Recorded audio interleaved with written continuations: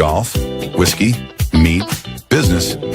This is the Birdies and Barrels podcast. Welcome to the Birdies and Barrels podcast, where golf meets whiskey, business meets lifestyle, and the best conversations happen somewhere in between.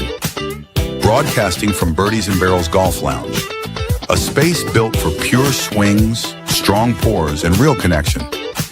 This is where passion, craftsmanship, and ambition collide. From the course, to the glass, to the grind of building something bigger. This is more than a podcast, it's a mindset. Hosted by Brian Bisking and Mike Grillo, two guys bringing together their love for the game, a respect for great whiskey, and a drive to build something that lasts. Each episode dives into the stories, the struggles, and the wins behind the people who live it every day. Birdies and Barrels. Swing, sip, stay. Hey everyone, welcome back. I'm Mike Grillo along with my co-host Brian Bisking. Hello. I'll pre-apologize. Sorry for the hoarseness today. If I start getting raspy and it sounds like someone chopped me in the throat. Yeah, I won't spit on you or drink out of your whiskey glass today. So That's good. yeah. So we had our golf tournament last weekend. Yeah, sorry I missed it, by the way. Yeah, it's all right, buddy. You had other things going on. Yeah. Understandable. Yeah.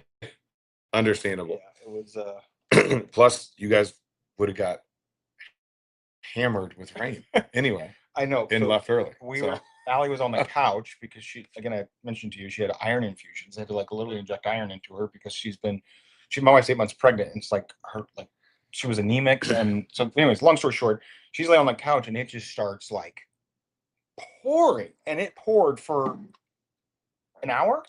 Yeah, a long time. And my sister was there with her husband because they were going to watch the kids so we could come to your golf outing. And I forgot to call her and tell her she didn't need to come because the night before we were in the hospital. It was just right. Yeah. But it rained for a long time, and it was, how many inches do you think we got? I mean, it was a lot. I don't know. Enough rain that so the tournament was at Bear Creek, and my team, we started on hole 1, and we were just going from hole 5 to 6, I think. I think so. It's par 5. You go down under down at the creek bottom and come back up. And we had got up and we had just we all hit our tee shots and it was starting to rain. We finished hitting our tee shots, got back in the cart, and we're like, it's raining pretty hard. We're not going to go out. And then we pull up the radar and we're like, oh, this don't look so great. Yeah. And so my group plays in 8-some every year because it's my tournament. So I do whatever I want to do. We keep up with the group in front of us, though. We actually we play fine that way. And so 3 of the carts had left, and they went back down to the bathrooms on the other side of the creek. And me and my buddy and my cart had stayed there talking for, I don't know, 5-10 minutes, maybe tops. So we're like, we should probably go down there now too. So I'm in reverse, backing down the hilly terrain, and I stopped the cart just it stops right before the creek. And the creek is 2 feet deep. I mean, white water flowing across the thing. I'm like, dude, if we would have went in there, we would have been goners. A cart is gone. Just gone down the creek. Probably a good thing it was at hole 5 and 6 and not 16 or 17. Right? Yeah, because I might have been like, we'll be fine. Fuck it, we'll do it. Yeah, we'll be fine. Yeah. Yeah. So I was like, well, we're not getting across there. So we just found some better tree coverage and parked under some trees, and hung out there for literally about an hour and a half until we got back out. You'll appreciate this being a golfer. We get back out we find my drive in the fairway. The water didn't take the balls away. It may have washed them back down the fairway. I don't know. But we get out there and it is just you step on the fairway and it's Yes. You're stepping on a wet sponge. And I'm like, God, this is going to be awful. So I go to put my glove back on and my glove is just soaked also. Even though it wasn't out, it was still just soaked. And I'm like, God dang, man. So I take one practice swing with my club and then I a warm up kind of, and then I take another harder swing and it goes, Brian, it went 20 or 30 feet in the air. And luckily we were in the fairway. It didn't go in the woods or anything. It was just boom, and it stuck in the ground in the middle of the fairway. Said, I don't know. So I got a towel out, my driest towel, and I held the towel on the club As you swing? to swing. Oh, Because otherwise I couldn't get get a it. grip. Yeah, I couldn't get a grip at all. We ended up parring that hole, which was that's amazing. great. So, but yeah, it started to dry out a little bit. We had a good rest of the round. We ended up finishing. Well, it turned out after that passed, it turned out the weather was great. Oh, it was fine. Yeah. Just cart path only in a scramble is Oh, not the most enjoyable thing, yeah, but that's true. Well, and playing when a course is that wet is it can be challenging because even if you have a good swing, if you just miss by a centimeter, you're grabbing so much ground because it's so wet, and your club doesn't just take the top blade of the grass; it takes the whole chunk of the grass, and then you have a 9-foot divot. Yep. Yeah, especially when you get in the rough, like Yes, and then the rough grabs your club more, and you have to take an entire another club. And man, it was it was hard to score after that. We actually played okay, but yeah, green speeds change. But we got lucky. Mike at Bear Creek was awesome, and he let us go back out very easily. He could have been like, "No, man, course is too wet. You guys are going to destroy this thing." But all our carts now have GPS, so like they send out their update or code or whatever, and they can't go on the fairways. So he's like, yeah, you guys, if you want to go play. And so I think we lost about a fourth of the people that were there. They ended up just going home during the rain delay.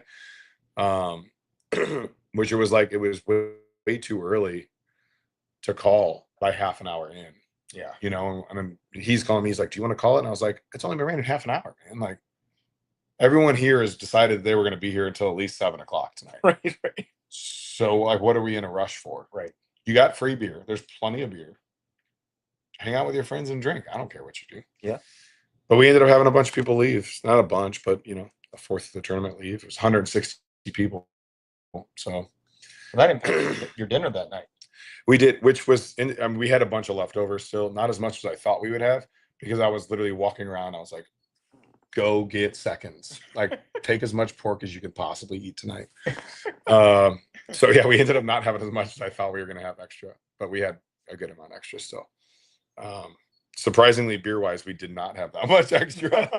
So it's like it all evened out in the end, I guess. But yeah, I mean, it was still a good time. We still were able to raise money, not as much as we normally do, but it was good, man. Hung in there. Was Keith out there? Did he stick it out the rain? Keith and Justin on our heckle hole. So we do this heckle hole where you have to pay $20 to mess with the team behind you. And so they have our big speaker here from Birdies. They bring out their Nerf guns. I bring some of Braxton's Nerf guns out there. And they have an air horn and like all this other bullshit in there. So they'll shoot stuff at you, air horn, whatever, trying to make you screw up. And they stayed out there. Now, granted, Keith had brought a bunch of Fallen Brothers stuff out, right? So he was just drinking whiskey and enjoying life. Yes, they were just sitting under their tent, hanging out, drinking whiskey. He lost on that one. It did not go well there. But yeah, they stayed the whole time. They were the only vendors that toughed it out and stayed. Yeah, there's no way my wife would have stayed. I got news for you. She'd have been like, well, "Get me out of here." Right. Yeah. My hair is getting wet. Correct. I'm done. Yeah, my wife put us at the same thing. Yep. Disaster. Yeah. But no, man, it was a good tournament. We we sell out like 2 months in advance. We were at 160 people, which is 40 teams. It's getting big, dude. I don't know. You almost need to move to a course that has 2 courses. That's I think we've talked about this off camera, and I've talked to a couple other people about it. It's like either that or go, if I want to go somewhere where we do like an AM and PM flight. Yeah. We just played in a tournament. So ours was for St. Louis Hero Network. That's the charity we donate to. St. Louis Hero Network did their charity, the Michael Langsdorff tournament. So we just played in that on what the hell day is it? Wednesday. Yeah, it was on my birthday. Oh yeah. Happy birthday, by the way. Thank you. So we just played in that on Wednesday. And Tapawingo has 3 9-hole courses, 27 holes. So they were able to have, I think they had 60 teams out, which is an option. But also Bear Creek's like 10 minutes from my house.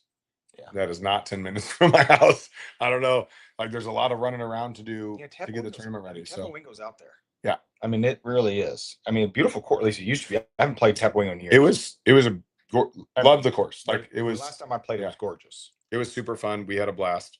We played really well. We got our ass handed to us.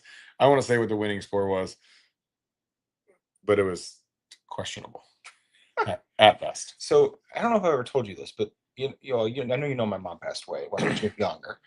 And the year after on the anniversary of my mom's death, 1 year later, I threw a big golf tournament at Fox Creek Golf Course in Edwardsville, Illinois, which is where I was from. And same kind of thing. We sold it out. I don't remember how many teams were there, but I was like researching ways to make money. And it wasn't, all the money we're going to donate to, my mom was big into organ donations. We donated to Donate Life here in St. Louis. Okay. And so I was like trying to find ways to make as much money as I possibly could to donate, because I don't want to just, I just wanted to do that. And so I was researching ways to make additional money on the course. You obviously got your mulligans, and I didn't know about a heckler hall. Well, that would have been a phenomenal idea. But I found this thing called grenades. Have you ever heard of this? Mm-mm. Don't do it, because you'll have scores that come into like 48 for 18 holes. Because the concept is, instead of taking your shot, one person to the foursome, you can have 4 grenades for the whole round. You take your ball and you throw it, and that counts as your shot. For some reason, certain groups thought, well, if I threw the grenade and it went in the hole, then I got a hole in one on a par 3. Like, no. You would have got a 2 then. And so the scores were so low and so obnoxious that it was like you didn't even know what was real anymore. Yeah. You know what I mean? Like, Yes. So if you're on a par 3 and you hit your shot on the green, and now you want to use your grenade to roll your ball instead of putting it, which I don't know why you would do, but you can do that, then that's your second stroke. That counts as your stroke, not right. Correct. Okay. Yeah, people coming in with hole in ones. I'm like, you got a hole in one? Congrats, dude. That's awesome. Yeah. Well, yeah, we used a grenade. Yeah. I'm Yeah. like, no. Okay. And, I got you. And the sad thing is, so many people did the same thing. It wasn't like just one group. Well, and I'm like, man, maybe I screwed up and didn't like clarified it well enough, or I don't know, but there was some really low scores. that does sound fun, but yes, I could see people. I mean, listen, like we do the mulligans too, but people take advantage of that too. I mean, but whatever, it's all for charity, and it was fun. We had a great day golfing, and we, my foursome, we all played very well, and yeah, just had a good time. That's awesome. It's a good course out there. It's very hilly, though. Yeah, I've only played it once, and it was right when I moved out here to Wentzville. I haven't played it again since. But it's a fun course. I remember it being fun. Yeah, I would definitely go back to play my own ball, like in a non-scramble. Would definitely go back. Yeah, for sure. Cool. Yeah. Talked about this bottle you got here. I saw it in there. Yeah. Yep. Our newest single barrel pick there. So we went down to Old Dominic in Memphis. And I'm trying to remember when that was, April, I think. And we did a pick with Lit Cigar Lounge. So we got to go down, and Brian, the owner of Lit, he has a Sprinter van that he outfitted for travel. And so, yeah, the Masters was going on. So yeah, it was. And we were watching the Masters on the TVs in the van, just hanging out, drinking. Sounds like a blast, actually. Dude, this is the best way to travel for a barrel pick ever.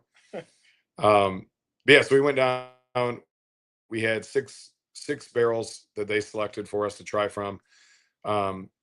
This one was a few of our group's first pick. My first pick was our other one we have. I didn't bring it over here because I don't have an open sample bottle because it was a super short barrel. We picked a 10-year Hewling Station, which is MGP's high rye mash bill stuff that Old Dominic was sourcing before they got on their own to still it. So it's a 10-year single barrel, 128 proof. It's $75. Like it competes with bottles double its price. Wow. Like it's an excellent barrel. Unfortunately, there were only 60 bottles. So we got 30, Lit got 30. Yeah. And yeah, so kind of hard to open a bottle for it's a sample. It's hard to eat a sample bottle on 30 bottles. Yeah. But this guy we got samples of. So if you want to come over, try it, come by, try it. I got it out. We'll open another if we need to. But it's excellent. Get yourself a little pour there. It is their 6-year distillate. French So oak, okay. and then they do it's the first they just started doing these finishes. Not, I wouldn't even call it finishes. It's French oak staves that they put in there. We are the first ones in Missouri to have that as a barrel pick. Oh, that's cool. Which is cool. But the way they cut their French oak for this one, it's termed their mocha stave. And so like you hear mocha and you immediately think coffee. I don't know. That's what I think. Like as soon as I hear mocha, I think coffee or chocolate. Yeah. So it doesn't taste like coffee at all, but it definitely does. I think have some of those like chocolatey kind of undertones to it on the finish. Interesting. But yeah, so it's $60. Same deal. I was like, man, their price points are just really solid for the product that they're putting out, which is great. It's tough to do barrel picks with companies when their product is priced above where it drinks, and their stuff drinks above where it's priced. So that is good. Makes it a lot easier. And I gotta be honest with you, I don't get a whole lot of French off that. Like no, not like you don't like Maker's 46. Like right. That hits you that hits you. Or even like some of the Penelopes where they do the French oak, the architects. Like some of those can get like a little too heavy on those. Same deal. When I found out because at first they just called it their mocha stave. And so like we were all drinking, I didn't get a chance to ask like, what's that mean? And then I was like, oh, it's their French oak stave. That's their mocha, stave profile. But yeah, it's like 110 proof, I think. Yeah, 110.5. High corn, 75 corn, 13 rye, 12 malted barley. And when I say actually, I don't mean that mean it. Like, no offense to Bourbon and Brews. Please don't take offense to this if you're listening. But their old Dominic pick last year for Bourbon and Brews, I just was not personally a fan of. And that was the first time I've ever. It was a straight wheat whiskey, wasn't it? Yes, it was wheat. Straight wheat whiskeys are very, very difficult to pick single barrels. I think we've tried a few. We've tried to do a few picks, and I've never taken one. Yeah. They drink like grassy, like hay. Yeah, I don't know. There's like a note I can't get past. And I just remember going home and opening it and being like, whoa, that was not what I was expecting. Mm-hmm. And just not liking it. Now that my palate can be totally different than anybody else's palate, right? It doesn't mean it's a bad whiskey. It just means I didn't personally like it. Correct. And so I haven't had an old Dominic since then, frankly, until this right here, which is probably not fair to old Dominic because right. I have one bottle that I didn't like, and then whatever. For sure. You know how your mind works. So yep. Yeah, you're obviously going to have bias, right? Like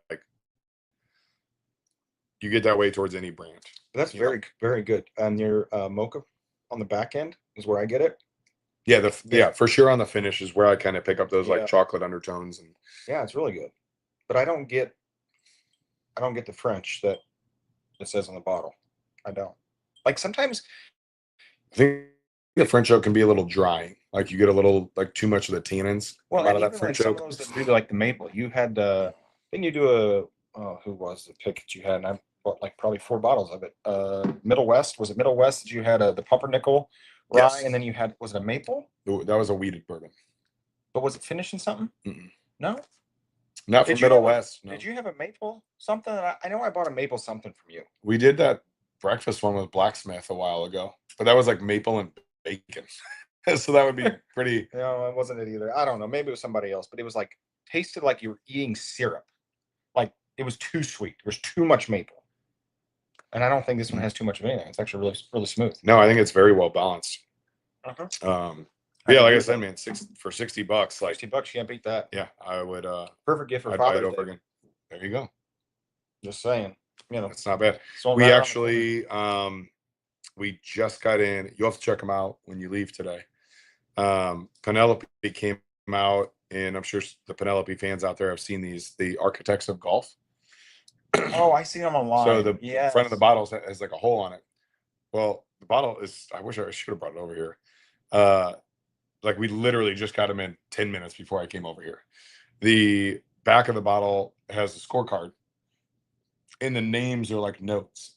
Oh, that's cool. So, there's 4 names, but they're all notes. Like, I think sweetness, spicy, I don't know. I can't remember off the top of my head, but and then they score them. So like there's where the scorecard would be, like that's where the scores are to denote like how that bottle profiles. And in the first ones we got hole 1, 2, and 3. Oh, that's cool. And so each hole is a different profile on the scorecard. So each one is a different bottle of whiskey. That's awesome. And that one, I was like, that's fucking marketing genius. Yeah. Like now you have Penelope fans who are going to go out there trying to collect holes 1 through 9. Well, I will tell you, Old Louisville did their Kentucky series where there was KENTUCKY. Yes. And I was that idiot that went out and paid more than I probably should have, and I bought KENTUCY, and I was like, now what do I do with it? You know, it's like, put it on the shelf. It's on the shelf. It's pretty. It's on the shelf. Yeah. So. But yeah, so Father's Day, like that came to mind. Good Father's Day present. They won't make it to Father's Day. No, probably not. You know, but probably not. Yeah, they. Speaking of Father's Day, you got any? I mean, I know it's still a few weeks away, but for me, it feels like it's tomorrow because of everything going on in my life right now. Yeah, you're busy right now. You doing anything fun? You know, man. So it's funny. Since I've opened the shop, I don't really ever get to do probably what I want to do on Father's Day, which is okay. Like at this point, like it doesn't bother me anymore. It's kind of like on my birthday. Like sometimes I have to be there. Sometimes I can be off and it works out. But yeah. So I go in and butcher Mike over there. He's a dad, obviously. And we like, I don't think it's fair to just be like, all right, Mike, I'm taking off. You're going to work all day. Even though I very well could do that. Yeah. So we just split today. It's a short day. We're only open from 11 to 2. So I go in for 2 hours in the morning. He comes in for 2 hours after me, and we split it. Gives us both not as much time there, and it doesn't feel like as long of a day. You know what I mean? Yeah, fair. So yeah, so I go in for a little while. Honestly, the biggest things that I want to do on Father's Day in the evening is just go outside, smoke a cigar, have some whiskey, and barbecue. Like I mean, if that doesn't sell you on Grillos, I don't know what does. Like whiskey outside barbecue, like you know what I mean? It's almost like I took my own hobbies and put them in a store. Exactly. Very weird. Yeah, man, that's all I really want to do. I used to go golf with my dad, and he's had some health stuff, so we don't get to do that as much anymore. It's creeping towards on the come up though, so yeah, hopefully that gets to happen again soon. What about you? No, I won't get to do anything fun. Moving houses. I'll say selling a house, buying a house. Leave for vacation on Tuesday. Don't come back till the 20th. When I come back, we close on the new house. So it'll be packing or moving a box or something like that. Yeah. Really busy. But you just said something I wanted to give a shout out to, and I don't remember the name of this company, but I'm going to talk about it. And if you're watching and you're listening to this, go find the name of the company. But it would be a perfect item to have inside your store. I got this ad on Facebook, and maybe you've seen it. I think it's called Beer Golf.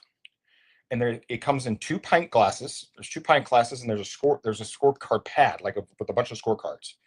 And the goal is you pour in a beer, and hole 1, you just take a drink. And wherever your line on your beer goes down, there is 9 holes scattered around the glass.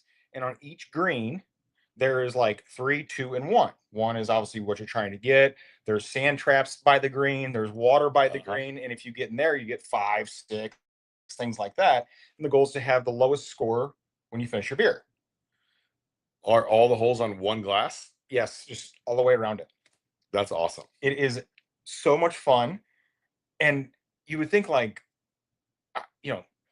there's more than 9 drinks or less than 9. Like for me, like I can drink a beer pretty damn quick. But if you're playing the game and you do it like, okay, just a normal, just drink, don't try to down the thing. Yeah. It really lasts for 9 holes. It's really trying to think like, well, how much goes out of there if I take an ounce, like a 1 ounce drink or a 2 ounce drink?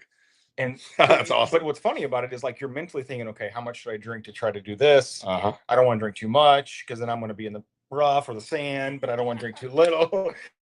And it's a really cool little game to drink beer with a buddy on. That's funny. It fits your store perfectly. That does. I'm gonna Google that as soon as we're done here, and I'm gonna find it. I'm pretty sure it's called Beer Golf. I bought it online, and so much fun. So maybe I'll do Beer Golf from Father's Day. There you go. Do it with whiskey.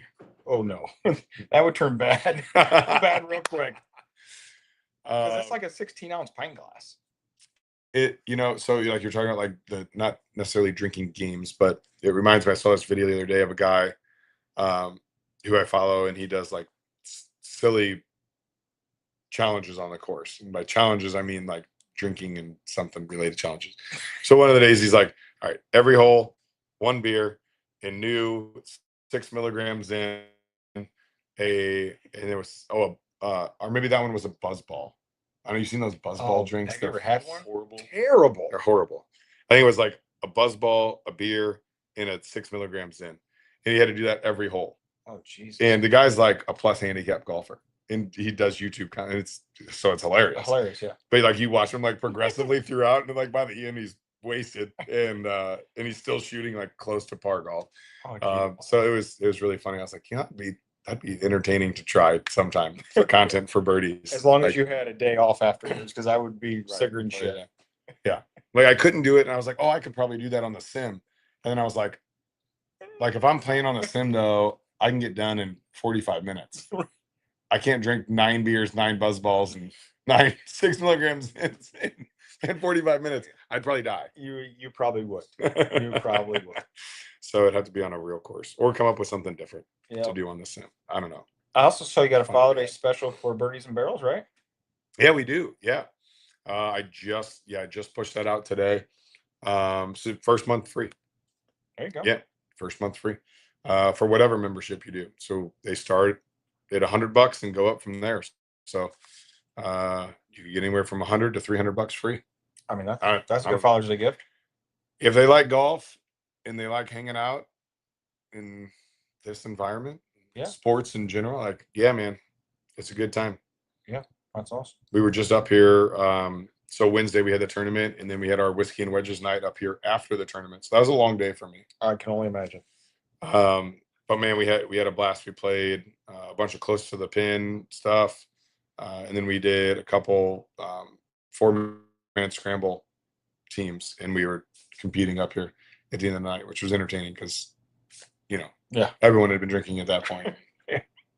There were some not good golfers and some good golfers. I'll be able to come around again someday. I just don't know when the hell that's going to be. Yeah, I feel you, brother. Like I'm in the thick of it. You know what I mean? It's I like feel you. Pack a house, move a house, baby. You know, it's like, yep, that's gonna be my so next. Like, what are you doing for the next 6 months? Right. Nothing, absolutely nothing. Which, hey, man, you know, that's just the season of life, right? Like we all get into this. I told my wife today, I said, you know what, people can think we're crazy, people can think we're nuts, but at the end of the day, we'll get through it, we'll figure it out, and 10 years from now we'll be like, you remember that time when you bought a house and sold a house when you were 8 months pregnant? Yeah. And we'll laugh. Yep. Like that was dumb. Yeah. But we did it. Yeah, well, you don't even know the full story because, and I don't know, I got a few minutes left here, but we not only bought a house in the process of selling a house, but then the house we bought fell through and had to buy another house within 24 hours because ours was already going on the market. So it was like really stressful the last kind of week and a half, but we got through it. We'll get through the next 30 days. Luckily, I've seen like just the housing market's in a better state right now. Like there's more inventory available. I'd tell you, but houses are still selling quickly, but not like the day of quick. So we had our open house. So I actually hit the market yesterday, and we had an open house. And you've met my friend Bob Patel, who came in here for the 1 anniversary. Him and his wife Dawn. They live literally right across the street from Alley 9. Yep. And so my daughter had cheer, so she went to cheer with Baylor, and I went over to Bob's house, and we sat on the front porch and had transfusions and watched the open house unfold in front of my eyes. When I say unfold, I mean there was like 70-something people come through my house in 2 hours. Like, and I'm telling you, at one point, like there was 25 people standing in my kitchen, and I know that because I just looked at the Ring camera real quick to make sure everything was going okay. Like I didn't have the audio or anything like that, but. And it was like, you're like slight panic because like families are trying to walk to the front door, like 3 families at one time. And they're like, okay, no, you go ahead. No, you go ahead. There's kids playing bottle flip in my front yard. There's teenagers. I mean, it was like a parade carnival crashed into my house. But you know what? If it sells, it sells. I mean, You know what I mean?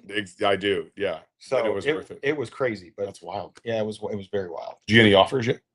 We told we're not accepting offers till Sunday. Okay. Yes, there's been offers already made. I don't know what they are.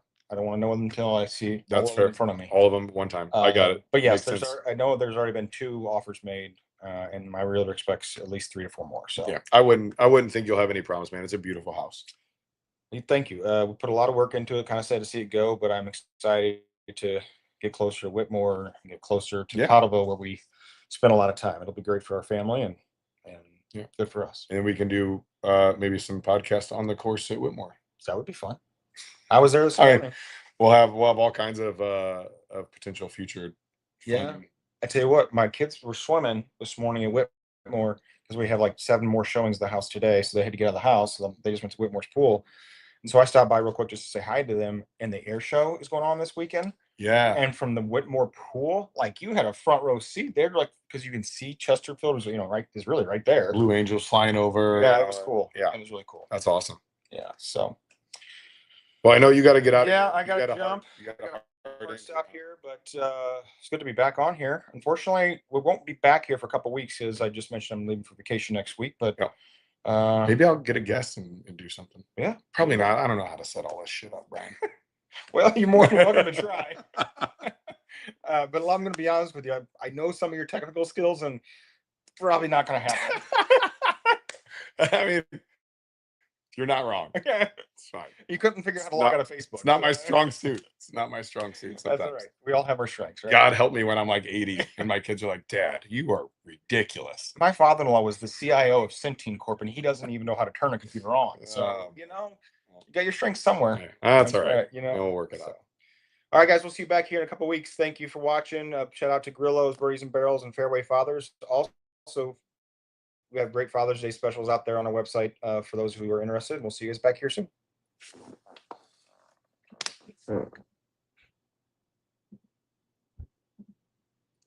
Look at us keeping it